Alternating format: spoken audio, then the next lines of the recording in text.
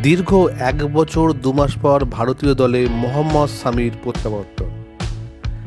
আগামী ২২শে জানুয়ারি থেকে শুরু হতে চলেছে ভারত ও ইংল্যান্ডের মধ্যে ৫ ম্যাচের টি-20 সিরিজ।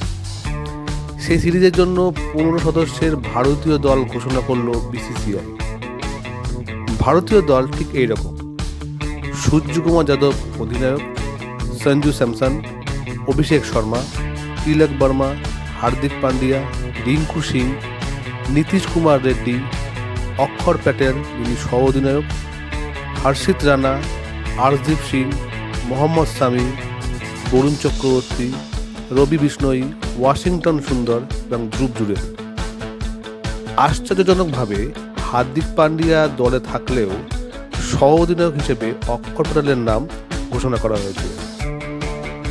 এর আগের টি-20 সিরিজ যেটা সাউথ আফ্রিকার বিরুদ্ধে ভারত খেলেছিল, সেই সিরিজে দলে থাকা জিতেশ শর্মা, রমনদীপ সিং, আবেশ খান, জসদল এবং বিজয় কুমার দলে জায়গা পায়।